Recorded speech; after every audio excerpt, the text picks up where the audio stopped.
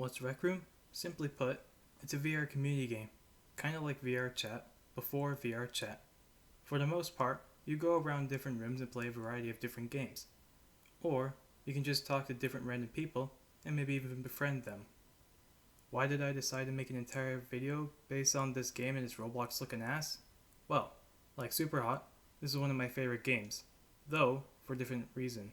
While Superhot is a really fun and addictive single-player shooter that maybe take a bit of a deeper look at game design, Rec Room actually helps with one of the major issues in my life. Wait before you go, cause don't worry, I'm here to talk about a free-to-play VR game, not get all sappy and depressing. I'm going to talk about the design of this thing, my history with it, and why it makes me happy. That's it. Rec Room is a first-person VR game made in Unity, developed and published by Against Gravity, now renamed to Rec Room Inc. They almost could have avoided this if they kept their original name, but now I'm just going to have to say it for the joke. How creative. When it was released, it was practically a glorified VR minigame collection with a hub area called the Rec Center. Later on, it got more and more updates that added more content, such as different activities, play modes, and different console ports. On Christmas of 2017, I got my PSVR, and on the day after, I found this random free VR game on the PlayStation Store. So I thought, why the hell not? I downloaded it and started to play it, and it changed my life ever since. This game is probably the only reason why I played on my VR as much as I do, as even with the screen mode coming out later, VR was still the best way to play. Now, let's get something straight. I'm an introvert, and I have some insecurities. I know, right? Hard to tell, thanks to my eccentric personality, and the fact that I constantly show my face around for all to see, instead of a shitty looking avatar. Look, I just don't do too well with others. Let's leave it at that for now. So I bet you would ask, mate, how would someone like you play and love this game so much? Especially since this game is all about constantly talking and hanging out with others. Well, that's a bit hard to answer. But I guess one of the reasons why is the community. The community is one of the best I've seen, even with most of the younger players. It's friendly, accessible, and pretty wholesome. I could easily just walk right up to someone, and we'd already be talking about the meaning of life a minute later. It's hard to describe how I feel while playing it. It's almost like I'm a completely different person. Seriously. My throat sometimes hurts at the end of sessions because I talk so much, which never happens in real life. Now, with all that out of the way, let's get to the custom rooms. Like many other games with custom level creators, Rec Rooms has an extremely wide range of freedom that keeps on getting wider with the more tools that get added. It's borderline insane what people have accomplished using this crap. You start off with a single block, and boom, you just made a full-on battle arena. People have made parkour maps, art studios, recreations and movies and other games, sculptures, and other art, and that's just scratching the surface. It's like Dreams, but with a whole other game attached to it, and it's in VR. Me? I'm more into design, not developing, and not too much into the nitty-gritty of things, which is why I haven't really done anything with Lukeshardo in a while. But I do like seeing what other people have managed to make. For context, I play in these custom rooms more than the official ones because there's just so many good ones out there. This kind of leads into the rest of the game's design. If you couldn't tell, it's got a recreation aesthetic all around, with activities being based off of sports, plays, and battle royale for some reason. This probably adds to the whole aura of community.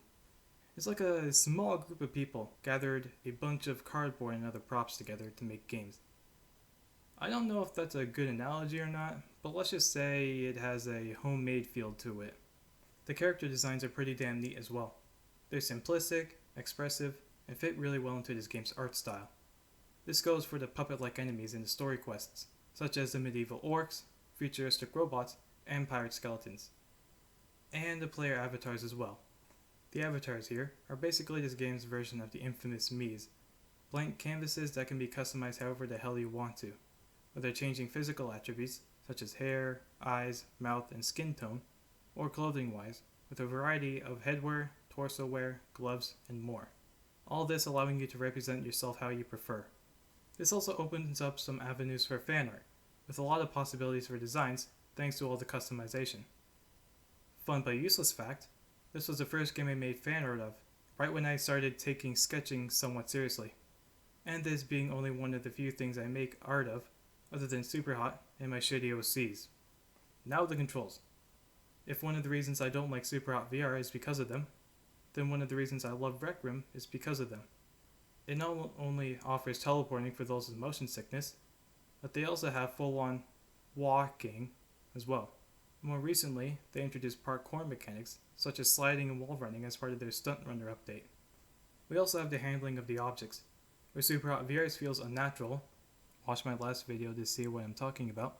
Rec Rooms feels intuitive and second nature, especially since this game doesn't entirely rely on precision. And you don't throw using the zigzag button. Now, to keep this video brief, I'm just going to put up some diagram for them or something if I'm not feeling lazy. All of these feel so good to use as well. I'd probably even say these are the best VR controls I've seen for the PSVR. Though the screen mode controls can be argued otherwise. I mean, they did the best they could to emulate the VR controls, but they're still not the best, especially in feeling. Unless you're maybe drawing on an in-game whiteboard or something. I've seen some pretty good stuff made with an iPad and pen combo, or a drawing pad. Next, we have the developers, who are pretty damn good at updating the game weekly and constantly interacting with the community. Whether that's listening to feedback, running contests, shouting others out and mentioning their work, in-game or on social media, and generally being helpful, open, and talkative. Obviously, being a game centered entirely around community, you would expect the devs of the game to embrace theirs more than other companies. You'd find them most active on Reddit, YouTube, Instagram, and Discord, announcing updates and contests. They also bring on popular YouTubers within the community to help out with videos. Now, let's get back to the community. Like all communities, there's obviously some bad apples who think they're hot shit. Luckily, the developers also implemented multiple features to help mitigate this problem. These features include blocking, muting, and reporting, which is home to the vote kick function, where multiple people can vote on whether a person can stay or get kicked back to their private hub area, or dorm room, because of the theme. The website, rec.net, is pretty much its own social media app, also being able to connect to the game in ways such as accessing your profile, friends list, notifications, and chats, and being able to upload photos taken in-game and uploading them onto the site. Think of it as almost a diet Instagram. It's also home to a lot of tutorials and links to classes that allow you to learn certain mechanics in the game. The iOS version of the game also has some functions of the website as well before you enter the game. It also has notifications for chat messages, friend requests, and telling you if certain friends are online. The mobile app is good as a sort of accessory for the other two versions, though it's not entirely necessary if you're not too into the game. Overall, Rec Room is a fantastic game with a great community. It's a social game with a lot to do and a lot to uncover. There's so much to this game that this video is only scratching the surface of what's going on, and they're still adding more to it. If you have a VR system, or if you don't have one of those damn expensive bricks, and at least have a PS4, Steam, or iOS, then you owe it to yourself to get it. It's free to download and play, but the only thing to spend money on are completely optional microtransactions. And let me make this clear, you don't have to pay a dime if you don't feel like it. This game is perfect for when you still want to socialize, and you're stuck inside your house while a frickin' pandemic is going on. And with that, comes the end of this video. Thanks for watching. If you like what you saw, make sure to like the video and comment below what you think about this game. Right now, I'm not planning to do any game-specific videos anytime soon, as I have more of topics I want to talk about. So, if you want to see more of what I make, why not subscribe and ring the notification bell? It's as free to do as it is to download the game. Also, be sure to check out my website, where you can see more of what I do, such as artwork, games, and other projects. You can also find links to my other social media in the social section, which includes Instagram, Twitter, and my Rec Room profile. Anyway, I'll see you next time.